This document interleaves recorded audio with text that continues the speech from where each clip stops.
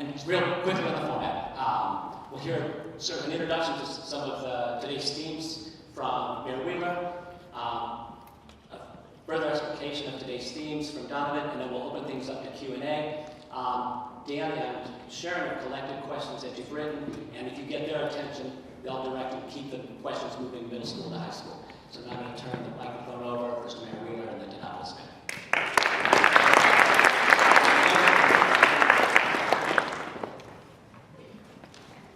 Well, first of all, I appreciate the opportunity to be here at the Northwest Academy, so thank you for including me in this conversation.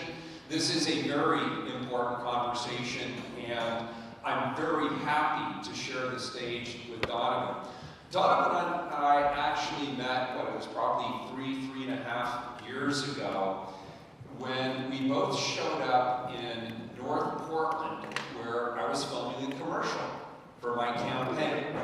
And Donovan was wearing a t-shirt that I kept looking at again and again and again. And it said, "Gentrification is weird." And the more I thought about it, the more I realized the message was both a powerful message and a slightly ironic message, which made it very Portland. And I commented on it, and he was nice enough to give me one of the shirts. Well, I wore it a couple of days later to an event where all the candidates for mayor were speaking. And the event we were at was actually a donut eating contest at Voodoo Donuts.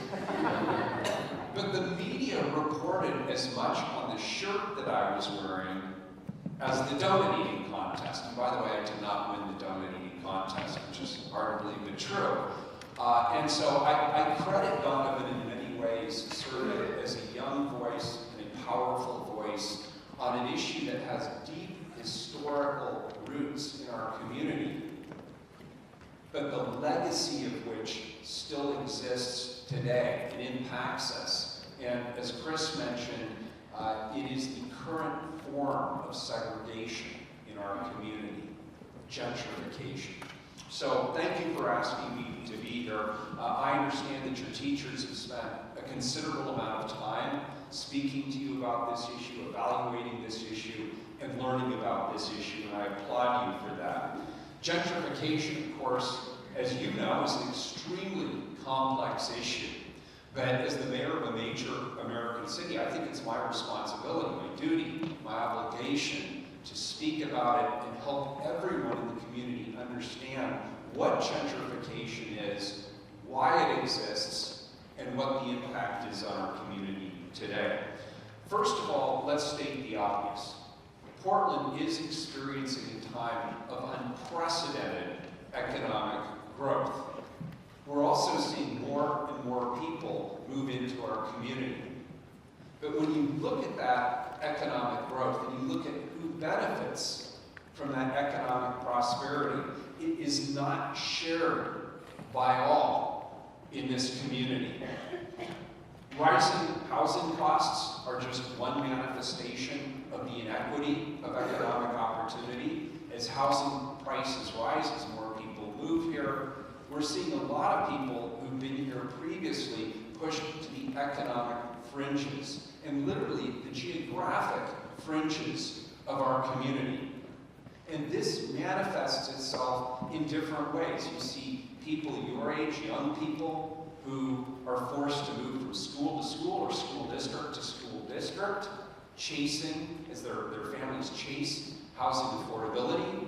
You see parents who have good paying jobs in our community, uprooted from those good paying jobs as they have to leave and move to a place where they can afford to put a roof over their head. And it also destabilizes the whole community. Think about this. Think about, in your own experience, what you do outside of school. Think of the community institutions that you and your family, your parents, your brothers and sisters may be engaged in, whether it's church or whether it's a music program, or maybe it's a service organization that you're engaged in. If you have to be uprooted to chase that affordable housing, those institutions also become undermined. But this income inequality, while it's getting a lot of attention today, it's not new. Income inequality, while at incredible highs today, has actually been in our community for many, many decades.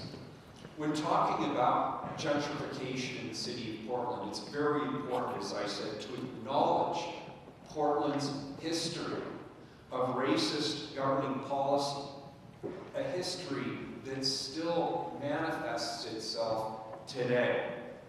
If your parents or your grandparents lived in Portland for a long time, they're probably very aware of this history in our community.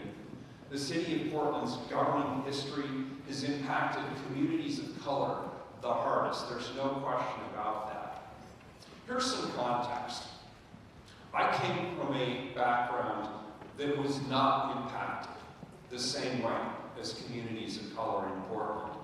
And that's why I feel personally the weight of responsibility to discuss this, and more importantly, to create avenues to restore shared progress for everyone. It's not just about acknowledging and owning the history, it's about taking concrete action in response to the acknowledgement of that history. There was a historical situation that I think you've all been made aware of called redlining. Are you all familiar with the practice of redlining? This significantly impacted housing options for people of color in the city of Portland. The displacement of black communities through the construction of I-5 and the Memorial Coliseum, and the failure to protect and preserve the Vanport community after it flooded, all of these things have contributed to the gentrification of historically black neighborhoods in our city. This happened in many of our neighborhoods all across the city, not just to communities of color, but predominantly to communities of color. The problem is that when many of these neighborhoods were removed through so-called urban development or urban planning exercises, many of the people of color who previously lived in those neighborhoods actually could not find housing because of the redlining policies that existed that prevented them from gaining housing that might ordinarily have been available to them in the absence of redlining policies. Redlining, of course, restricted the neighborhoods that people of color, particularly people who were black, could choose to live in. That happened right here in our city. We've begun to dismantle some of these policies, of course. For instance, the city of Portland was the first in the nation to adopt what's called a preference policy. This was part of our Northeast housing strategy. This was an idea that was actually suggested by the community at large, predominantly the black community, but others as well. And the policy goes like this.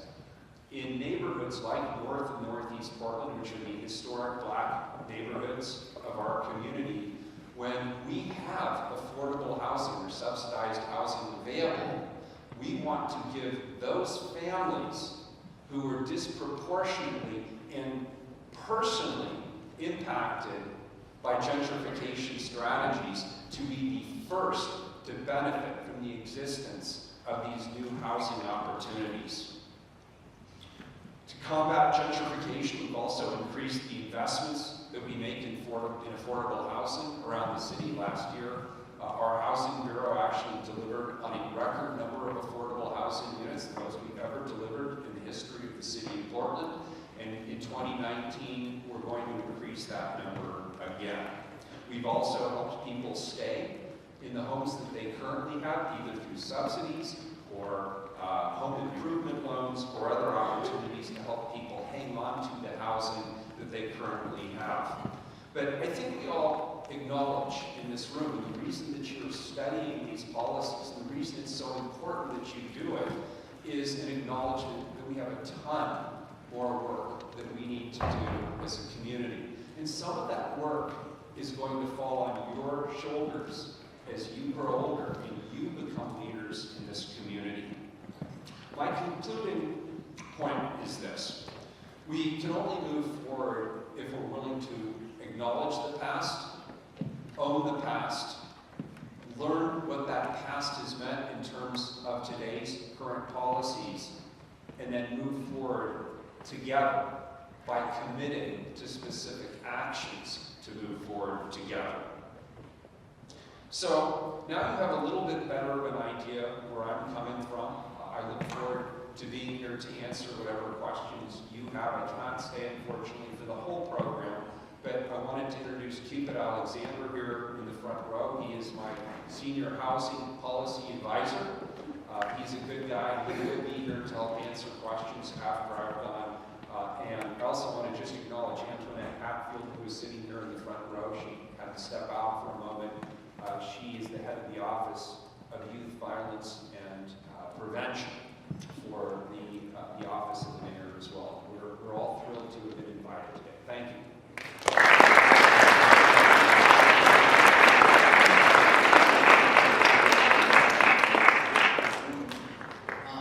Thank you again for having me. I just wanted to say that when I met Ted those years ago, part of how that shirt came into his hand was actually because I, in collaboration with another artist who's brilliant, Sharita Town, had been doing an exhibit the day before. It was the opening night, or the day after opening night, and I was walking to go get coffee, and I ran into somebody that I knew named Mustafa, and he had actually been at the night before his opening night. And so he had stopped me and we started talking, and I asked him what he was doing, and he said he was shooting a spot for his campaign, and he asked me to get one of the shirts. And so I said, okay.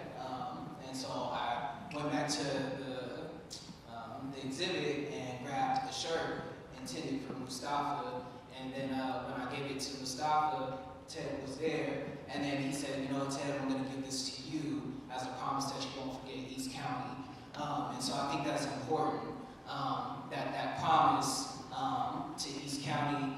That is the reason we're standing here today. That reverberation has moved and moved and moved because of that shirt, because you're wearing that shirt. That's why we did the gentrification-is-weird bike ride, which we were already doing and already planning with the community cycling center. But as part of the planning for that, we decided to reach out to you because you had then got elected because of the t-shirt. That was a joke.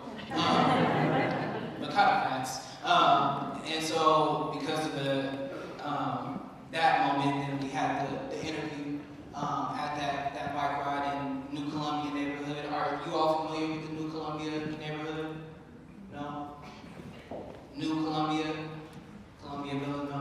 Okay, New Columbia neighborhood is in St. John's. It's one of the majority black neighborhoods that's been kind of like under development and has a lot of project-based housing there. So it has a very direct tie to what we're talking about when we say things like gentrification. But because of that day, that's why we're standing here today, because somebody saw a picture from your school of me and Ted together that day when we're both wearing the gentrification-is-weird t-shirt. And so that's why, we're in this moment. So I just wanted to make sure that we were both on the same track in terms of that particular moment. So what all did you want me to say in this particular moment? Because I don't want to overshadow the fact that we want to talk about some actual things more so than just talking about what I do. I would just think if there's anything you want to make sure is out before Q&A starts, otherwise, we're loaded and ready to go. Okay. I just want to say, while I'm in front of y'all, I thank you again for giving me your ears, especially as young people. That's so important. I know you guys have to be here technically, but you don't have to.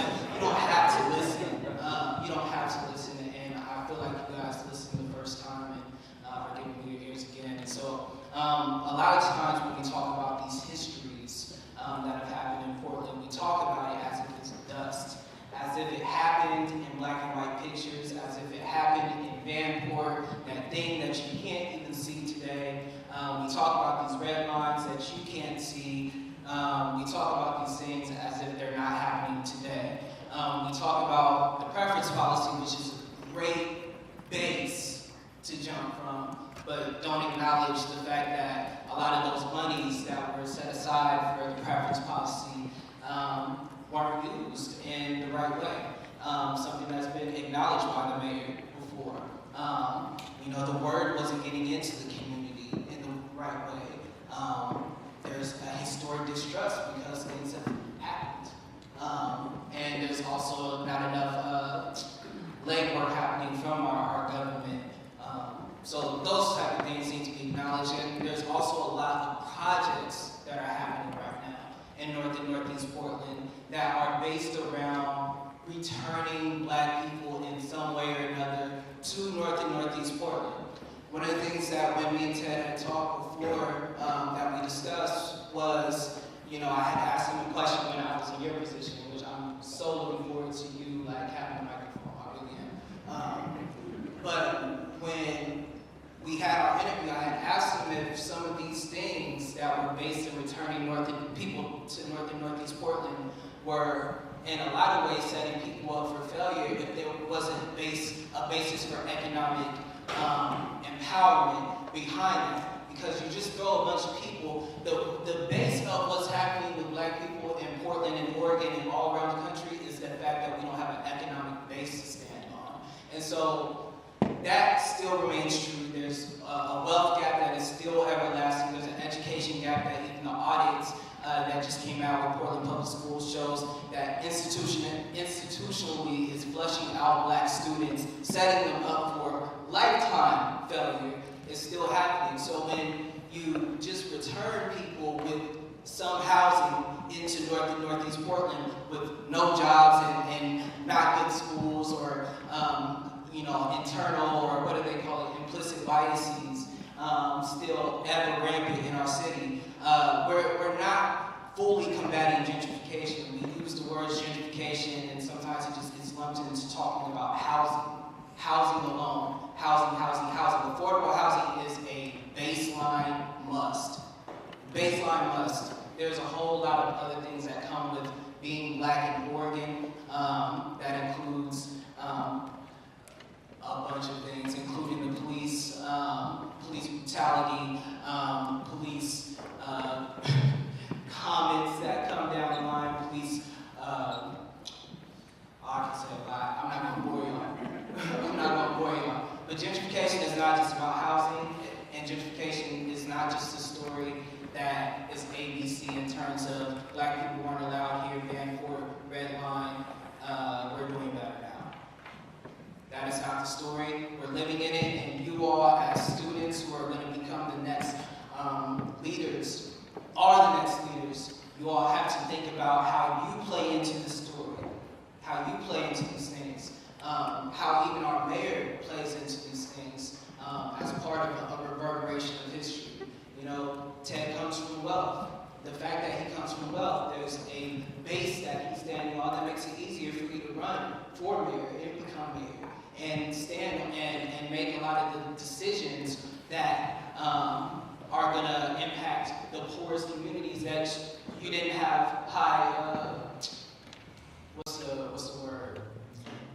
You didn't have a lot of contact with early on. So those type of things we have to think about, and especially you all as students. I went to a school, Oregon Episcopal School, that some of y'all might remember me talking about last time. The Oregon Episcopal School is very privileged, very much white, and there were very few Black students, even though I was from Northeast Portland. And students like yourselves went to my school. And the places that they are matriculating through are different than other people that I know who I'm in community with. And so you all have to start thinking, if you're not already, about how you can make spaces into things that you're already set up to get into, the places of power that you're already going to get into, whether that be your clubs right now or your teams. But as you get older, the jobs that you're going to get, the neighborhood associations that you're going to step into, and the people and the jobs and the politicians that you're going to maybe become. come and or meet and have decision-making power with. You have to make space for the black and brown people along the way, consistently, all the time. So I'm going to stop there.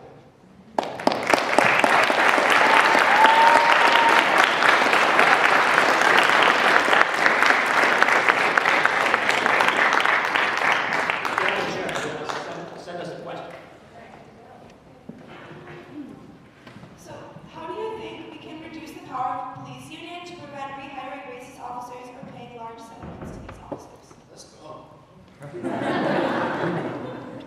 That's a very timely subject. You know this, right? You knew this? Good. So you all heard the question. You may be surprised to hear this, but if a police officer does something bad, like shows up at a meeting and says something that, in my opinion, is patently racist, I don't have the final say as the mayor and police commissioner as to whether that individual comes or goes. And Chief Danielle Outlaw does not have the final say whether that officer comes or goes. We're certainly held accountable, but we don't have the authority. Why not? The reason is we have a collective bargaining agreement with the police union, and there's some state laws associated with what's called arbitration. If we have a disagreement, it goes to an arbitrator. The arbitrator may or may not live in the city of Portland. The arbitrator is not elected by anybody. The arbitrator is not accountable to anybody. The arbitrator gets to make the final decision. We had an incident that the city council discussed just yesterday where this happened, where an individual, a sergeant, had gone into a meeting with other sergeants. He had said something that I believe was racist. I wanted to fire him. The police chief wanted to fire him. And the other sergeants in the room were concerned enough about what they heard that they reported the incident to the chief's staff. Yet, we have to pay a settlement agreement to get rid of it. So what am I doing about it so that this doesn't happen again, this long-standing practice? I am introducing and I am supporting legislation in Salem, where the state legislature is currently in session, and we are going to work hard to pass a law in this state that excludes public safety agencies of a certain size from going to an arbitrator under certain circumstances where the police chief and the mayor agree on the circumstances. It still gives the officers due process rights, but it puts the authority back with where the responsibility lies. As the old saying goes, the buck stops with me, and therefore I should have the tools and the authority to be able to enforce the rules of my agency. That's what we're doing about it. Great question and very timely.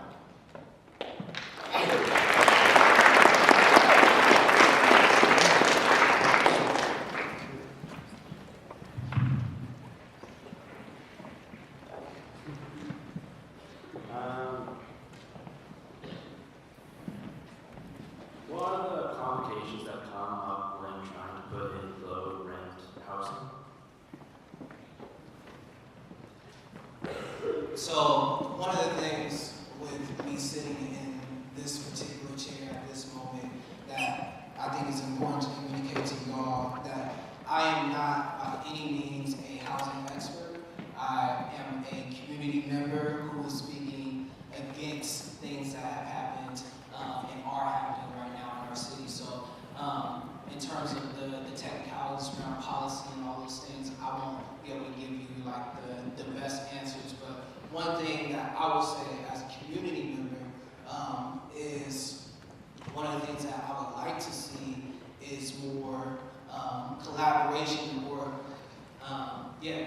collaboration between the different municipalities that exist, the different governments that are dealing with the so-called housing crisis right now. There's a lot of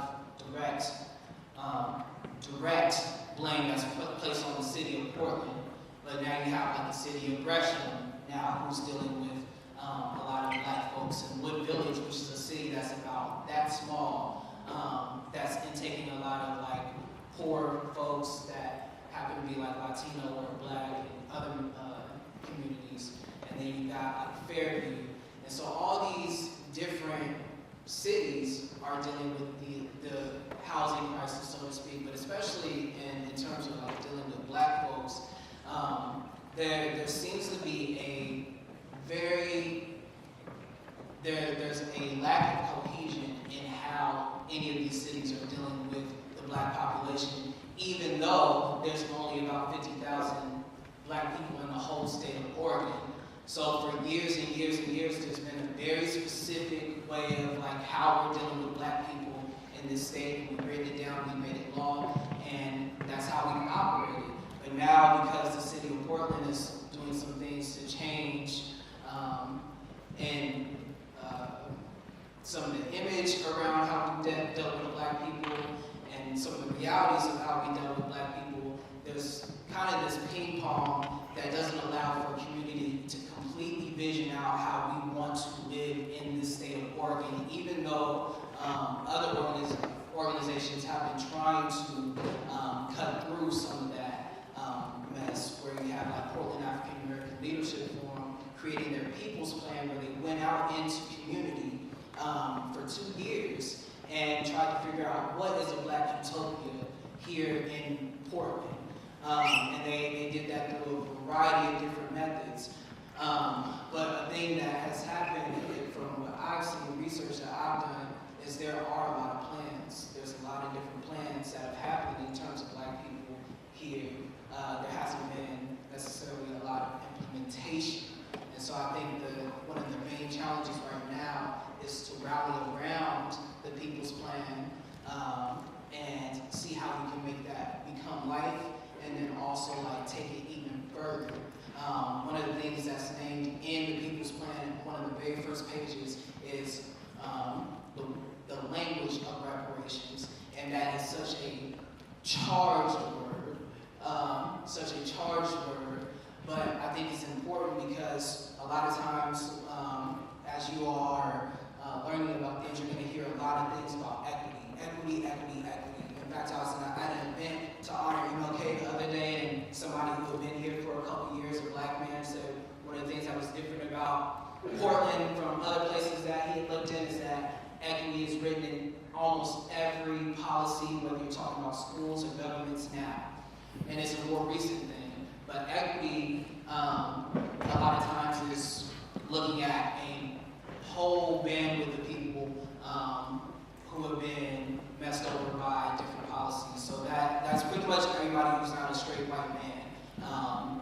And so there's a lot of times an ignorance towards the specific things that have happened to certain communities. And so when you look at the Black community, Ted did a great job at like naming off like specific things that have happened. We need to get in the trenches and really like get equally as specific as we have been in the past about how we repair what has been done and what is happening right now. Reparations means repairing. Repairing, that's all it means. And it doesn't mean a check. It means fully investing in all the ways that you can into repairing the damage that has been done. And that has not been done through the equity work that we are currently engaged in the city of Portland. And that doesn't mean that good work's not happening, because there is good work happening. But I think we need to take on, again, things that are happening or have already been spelled out in the People's Plan and other plans that have been written down for years and decades now.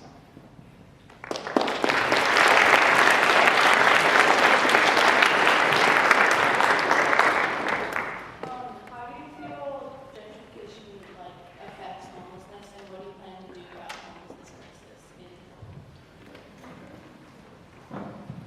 Thank you for the softball question. There's no question that the cost of housing issue and the displacement of lower income families has had a profound impact on the number of homeless people that we're seeing here in Portland and all up and down the West Coast. So there's no question that the economics are in many regards driving homelessness.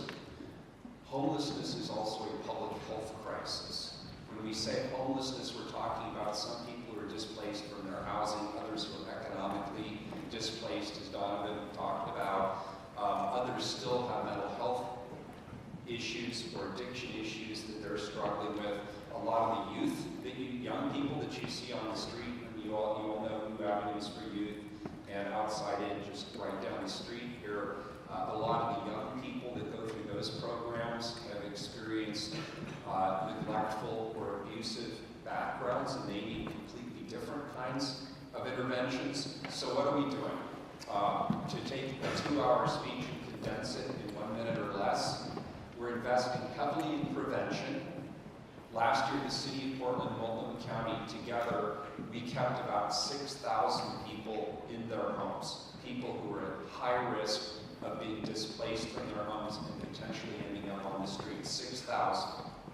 We have nearly doubled the amount of emergency shelter space that's available in the community, so that if somebody is displaced, they have a quality place where they can go and then potentially be connected to whatever services they need to get off the street and be able to stay off the street.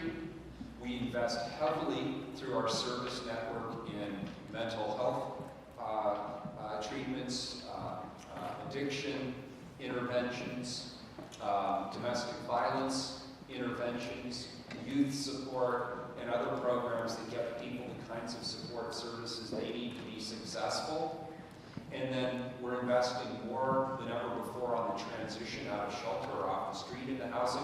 Last year, about 5,000 people were moved off the street or out of our shelters into housing. And then increasingly part of our agenda is what's called permanent supportive housing. The City Council is committed over the next 10 years to invest sufficient resources to create 2,000 units of housing that are specific to people who are what we would describe as the chronically homeless, the people you see who live with mental health issues or addiction issues or other issues. As Donovan said, and I was so glad he raised this, just putting somebody in a house doesn't mean they're going to necessarily be successful.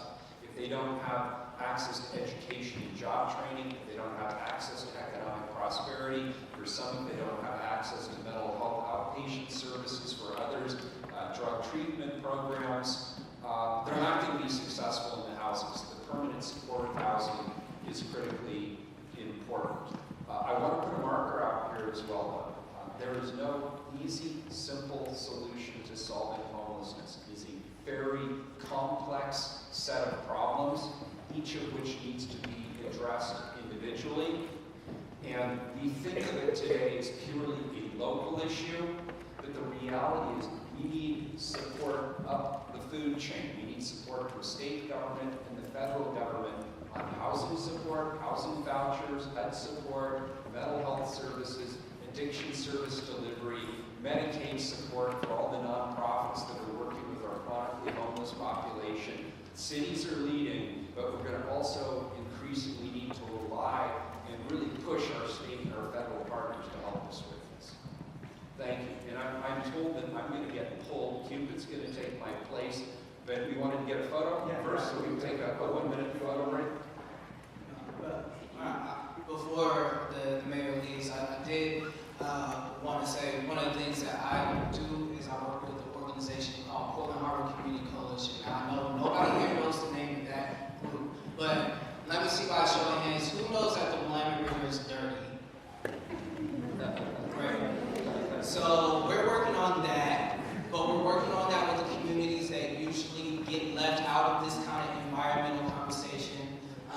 Because did you guys know, by show of hands, who knew that there's going to be $1 billion cleanup of the Landford River? Okay, so it's coming, and it's supposed to be happening over the next at least 13 years. That means you guys are going to be about 60 years now. So it's going to be happening when you guys, by the time you guys graduate, you're going to be adults when this cleanup is done. Now, one of the things that also happened in our interview from years ago was somebody from the community had asked him about the Landford River Superfund, as they call it, cleanup. And he said at that particular engagement that it was the most important thing that's going to affect people in this city that nobody knows anything about. That's big, right? The most important thing. So my organization, PHCC, is on the front line of that $1 billion cleanup, trying to make sure that the most impacted communities get the resources that are going to come out of a $1 billion cleanup. We haven't had a chance to sit down with the mayor except for once in those 2 years. So I would like to see if we can get a commitment from the mayor here today to like organize some time to sit down here with him to talk about community benefits and standards in the next month or two directly with you. No, not a chance. Yeah, I'd love that opportunity. And I have some sort of late-breaking news. The city of Portland is working with the Port of Portland as well as the state of Oregon and some of what are called PRPs, which are potentially responsible parties. So these are landowners along this area that Donovan's mentioned, along the banks of the river, who are potentially liable financially for participating in the cost of the cleanup. And we're ready to move forward. We want to be aggressive. We don't want to keep pushing this off decade after decade because the cost is only going to go up. And we feel an obligation to act quickly. And Donovan and his group have latched on to something that I think is profoundly important. If you're going to invest $1 billion, as Donovan says, into the cleanup, what does that actually mean? You're not throwing $1 billion into the river. You're taking $1 billion and you're investing it in companies and organizations that are actually going to do the mitigation work, the cleanup work. So then the question becomes, who gets that $1 billion? Who gets it? And are we supporting organizations that are run by people of color? Are we supporting businesses that are emerging that might be run by women or people of color or people who historically not participated in these kinds of opportunities? And will there be job training or educational opportunities or pathways to the kinds of jobs that will be created as a result of this super fund? So on one hand, yeah, it's a big cost to the community, but on the other hand, it's a huge potential economic leverage for the community. And so this is something I'm personally very committed to and excited to, and I look forward to that. Absolutely, yes. You bet.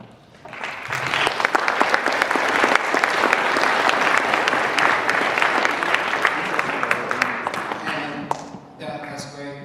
Thank you. And one other thing that I'd like to see if we can get a commitment on is, what I had spoke about earlier with the kind of gap in information between the cities, like Gresham and Wood Village and all that. Got a great idea from someone who works out at the Rockwood Boys and Girls Club to see if we could organize for you and Mayor Bemis. Who knows who Mayor Bemis is? Okay, so Mayor Bemis is, Mayor Sean Bemis is the mayor of Gresham, which is our neighbor. And so they'd like to get some face time with you directly as well. So I think it'd be great if we can get a commitment to get you and Mayor Bemis to have a conversation with the kids out there in Rockwood too in the coming months. Good. Yeah. Okay. That's all I have.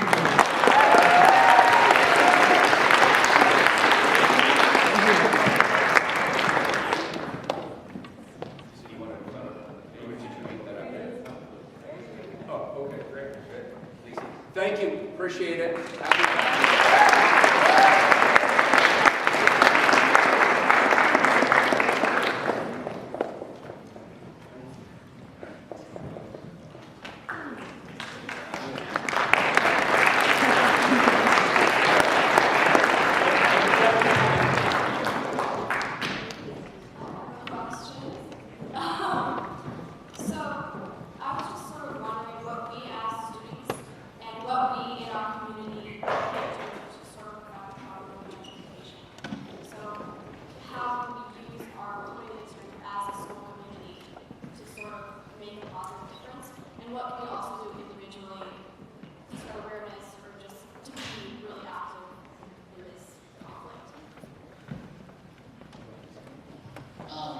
I think it's great that you're wanting to do that. So thank you for asking the question. I think conversation, I'm going to give you some very direct ways that you can work, not just as a school, but as individuals within your families, some ways that you can be directly contributing to people who are doing work right now within Black communities and Black and brown spaces. So please don't fall asleep on me. I have an answer for you at the end. First of all, I want to give a shout out to this gentleman. He watched my chips for me. He didn't eat them. So I'm happy about that.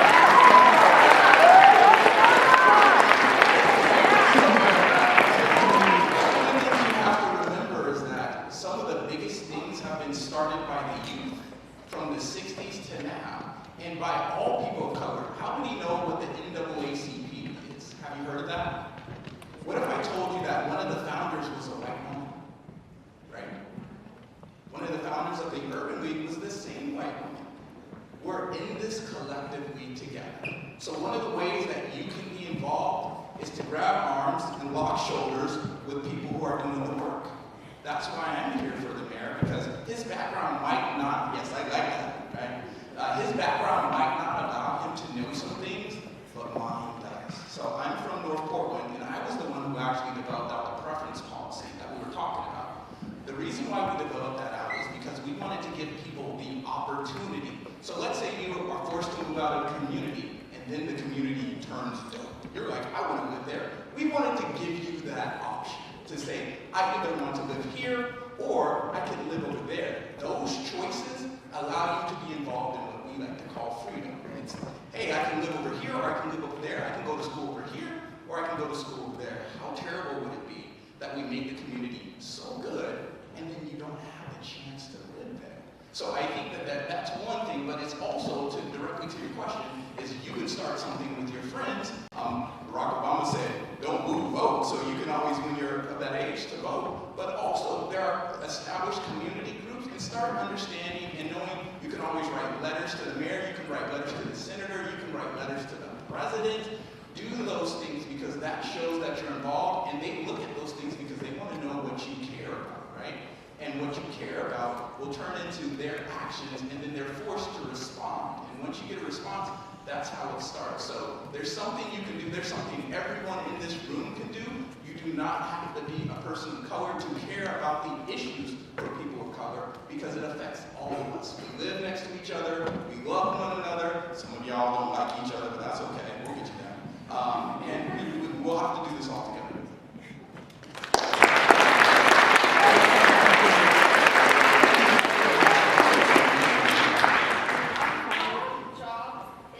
How have jobs been affected for people of color due to gentrification, and what steps we do to reverse it? I'll let Donovan answer that part first.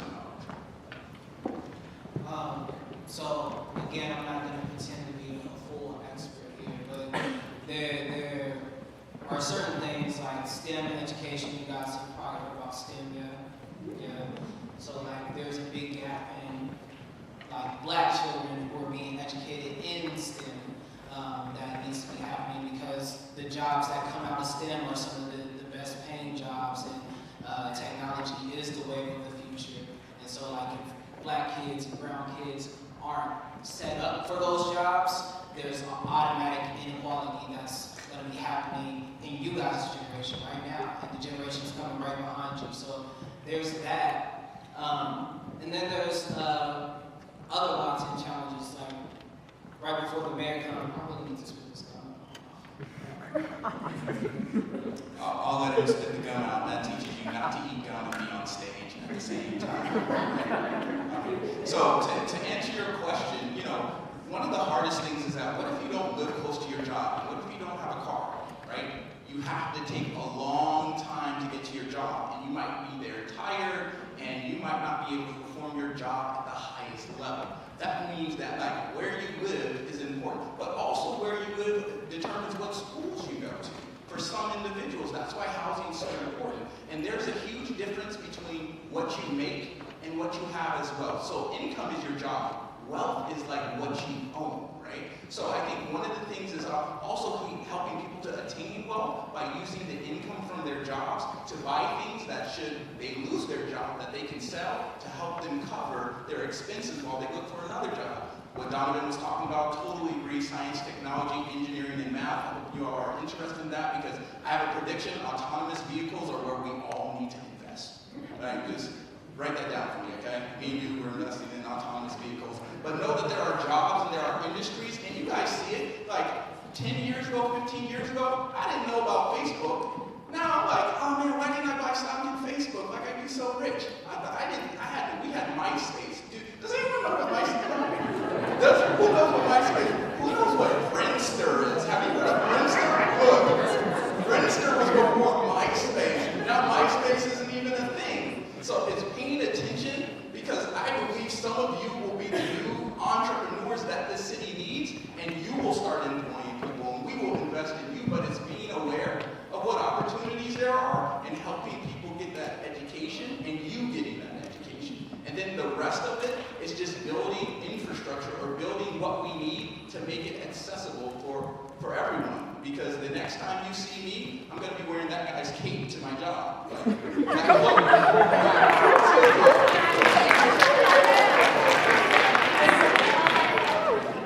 cape is fly. No pun intended. But one of the things that I was going to say in terms of things that are kind of locked in terms of inequalities too, is, you know, with my job, with Portland Harbor Community Coalition, right? There's certain companies that are always kind of pegged. There's like 4 companies from what I've heard that are kind of pegged to do these cleanups that are happening all around the country. And so these Superfund sites, right, are really just the sites that are really the most toxic all across the country. A lot of times these Superfund sites are in low-income Black and brown neighborhoods, and that's not by coincidence. And so we have these sites, and then when they try to do remediation around them, it's like, you know, you have to pay somebody to clean it up. But the companies that are usually the ones charged with cleaning it up, a lot of times don't have a whole lot of diversity there. So the same communities that have been shouldered with like dealing with pollution for years and years, people dying off in swabs because of things like cancer and dealing with things like asthma and other health issues for years and years, also don't get to partake in the economic benefit of cleaning it up. Other people do. So there's things like that when you have like a federal program, like Superfund sites, where you have to kind of do a whole kind of reanalysis of what you're doing, which we do have a chance to do that with the Landford River cleanup, as we're talking about, with like training people up. Like the Environmental Protection Agency who oversees Superfund cleanups, they do have a jobs training initiative, but we've even heard from them that it's like a drop in the bucket. It really doesn't make the dent that it needs to make. So there's opportunities to rethink systems too, and not just deal with things as they come down the pipeline and say, oh, that's the way it is. That's the way it is. That is the thing that keeps us exactly where we're at right now. So.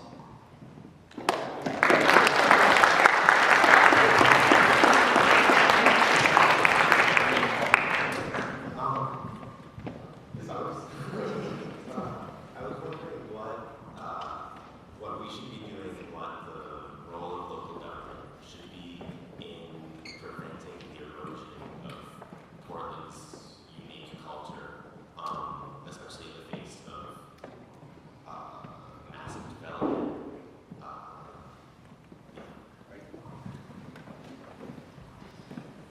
I think making sure the communities that have made the city what it is can stay in place, making sure they don't get flamed out to Indiana or Texas or Atlanta or wherever is a big part of that. So I think, to my earlier point, rethinking what it takes to repair the damage that's been done is going to be key. So when you really don't settle for just programs that come down the line and don't just settle for some equity here and there, and try and really dive into the communities that have most been impacted for generations that set off citywide things like what we call gentrification today, then you can look damage for multiple communities. So for me to just get past being opaque about it, the Black community here in Portland have been talking about the threat of displacement because of the amount of divestment that had happened in North and Northeast Portland for years. And because of the targeting that had happened in the communities for years, the amount of people that have been locked up in the community for years. And, as other communities started to flood in, and those communities took preference over the communities that had been there. And certain things got set off that now the same communities who are living in like North and Northeast community or communities at large are finding it unaffordable now too. But if you would have listened to the communities that had lived there years ago, you might not have found yourself in the problem that you're dealing with in such a drastic way. So when you repair what's happened to the communities that are most at the bottom, so to speak, then you repair a lot of what's happening to the wider communities, and then you therefore get to keep the character of the city that you're living in. So, thank you, Donovan, for that. I think that was a great question. What if I told you that 80% of the people between the cities of Vancouver, BC, and Tijuana, Mexico are within 15 miles of I-5? What does that mean, right? That means that a lot of the people are in these neighborhoods that aren't far off, so there's a lot of similarities, no matter where you're from. What I do want to caution us about is our nativism. We want to be inclusive of other people. We want you to be able to live in this neighborhood or that neighborhood. There's a lot of things going on. There's over 88,000 forms of government. You know what is a form of a government? A library district, right? A school district. That's a different type of government entity that like the mayor doesn't control, right? So if we're talking about education, guess who doesn't control education? The mayor. Guess who does? The governor. So understanding where you need to go and who you need to talk to, because sometimes that frustration you have is like, I don't know where City Hall is. I don't know what time to go down there, and sometimes I don't care. But you have to know where to go in order to advocate for the things that you care about. Another thing is understanding how we make money as a city. Guess where we make our money from? Taxes. So when we're talking about additional resources, we're talking about charging ourselves more money for the things we care about, right? And then you have to understand that there were communities, if you can inherit wealth, you can inherit poverty, right? So my parents were rich. Chances are of me being rich, highly likely. If my parents were poor, chances of me being poor, highly likely. So you can't just have rich people who did nothing to get the money and have poor people and expect them to take efforts that rich people don't have to take sometimes. So understand that. Another thing is constantly looking for innovation. Constantly looking how we can improve things, how we can bring more people to the table. Because like Donovan said something about reparations. I grew up in North Portland. I went to a very poor school. I also went and got 2 master's degrees and I worked my butt off. But the result of my actions weren't the same.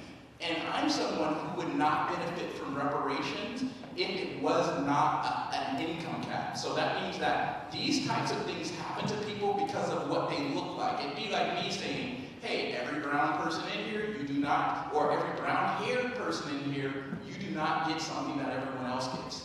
And then if I was going to repair that, I can't say, like, hey, there's a cap right here, so if you have brown hair but you have too much money, you can't get it. Because I discriminated against you just because of one thing. So it's recognizing those things and honestly just engaging with your elected officials. No one's perfect, nor do they have all the answers. You know where we get the answers from? Y'all. That's how we're going to get the answers. And I don't even believe in community benefits. I believe in community centered. If you center the community, the benefits will be made for them. There's no, I get a benefit. Like, it's like education. It has to work for the children. It's not for the teachers. They've already been educated. It needs to be centered around you. Also, like, seeing all of you here, it gives me a lot of hope because I'm old, right? I'm not living, but I'm already tired. Like, this guy's leg is exhausting me because he's going like this. And I'm like, man, he has a lot of energy. And he didn't eat my chips. Remember that? That's what I get. But together, looking at those things and really diving deep, it takes a lot of reading. It takes a lot of commitment. It's boring sometimes. But all you're doing is really tracking the money you want more investment, you have to be willing to pay a little bit more, and we don't want the nativist type of thinking. It's like, how do we create opportunities for everyone? How do we give people flexibility so they can live in this neighborhood or that neighborhood? What makes Portland great is the people. We make bridges so people can cross them. We don't make bridges for the sake of bridges. So everything in this city has to work for everyone. And if it doesn't work for them, I'm asking you all to say, why is it not working for this person? And if you have the opportunity to create this space, you're saying, hey, I want to bring in some friends who can help me change this, because I want it to work for everyone. I want people to be able to come here and be able to live their best life, and I don't want to displace people, but I want the neighborhood to improve. And I think that that's the challenge. I don't have an answer, but that's maybe a structure we can start from. So that was a long-winded response to your short question. That's what I'm going to end on.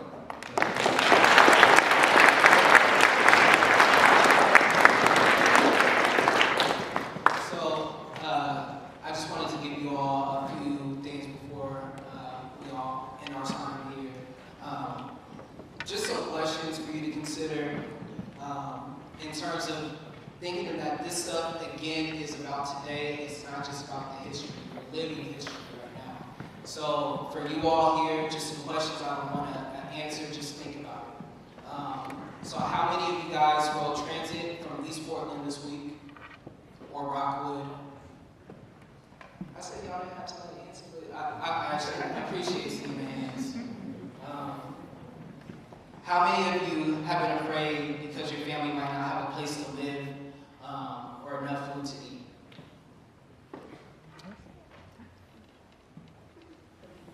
How many of you have had to switch churches or schools when your family had to move because of rising housing costs? These are things that are happening right now in our city for a lot of people.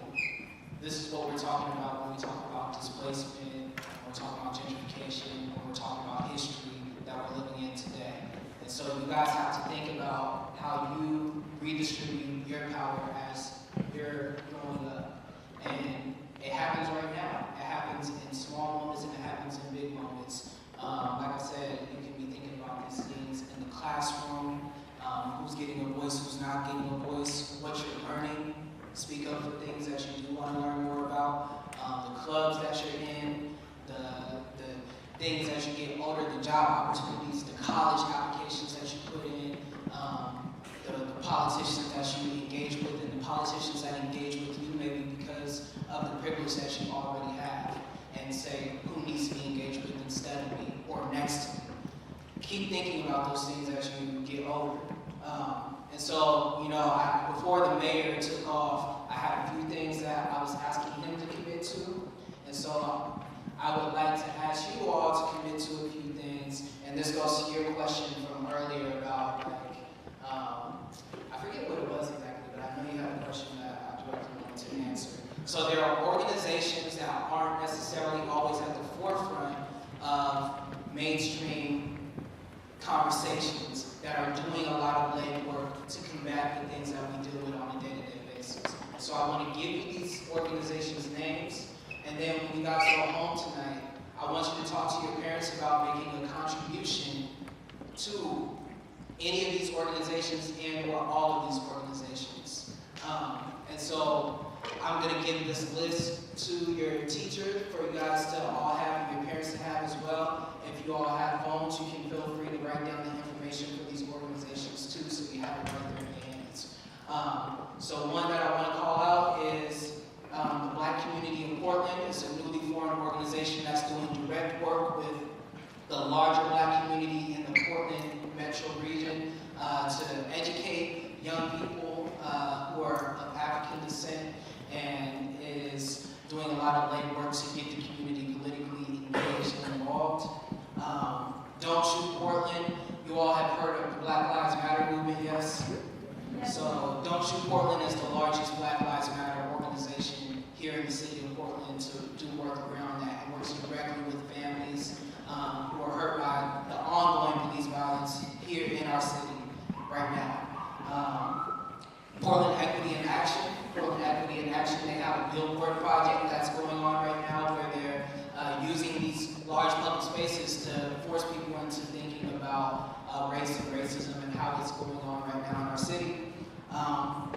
Deep Underground, this one's a little bit more fun, but Deep Underground Doug, they're doing art-based projects for people to express their discontent. It's not solely on black folks, it's black and brown and white, but it is centered around black and brown communities.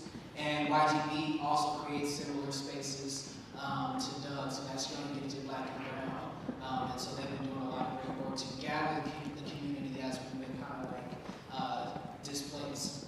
And finally, the organization that I work with, Portland Harbor Community Coalition, as we work to clean up that Landford River that is so clean. Joke, funny. So Portland Harbor Community Coalition, I'm gonna give your teacher and the folks here all the Venmos and the Cash Apps and the PayPals. And please tonight, when you all go to the dinner table, talk to your parents about making that contribution to these organizations because they're all doing great work and that is involved in combating what we call gentrification today. For those of you whose parents might not have the money to give, or you might not be in a position to support it financially, be sure to write letters. You can always write letters and invite some of the other council members, the governor, the other people who are responsible, because to our question, like, there's no one person responsible. There's so many people responsible, and they need to hear from you. So ask them to come and talk about these things. Because I used to think it was all the mayor. Guess what? The only difference between the guy who was up here and the 4 other commissioners are 2 things. He gets to tell them what work they get to do, but once he assigns it to them, they run it. So, like, if he said, hey, Donovan, you're running the police, bureau, Donovan would then be able to hire the police chief if he wanted to. So that's one thing that the mayor can do, and he signs onto the budget. But other than that, he has to have 2 other people always helping him, because nothing passes financially unless he has 2 other people who are on the same side as him. He cannot do anything in your city by himself. So holding only him responsible is very difficult because he always needs 2 other people other than him. So that means that there are other people responsible.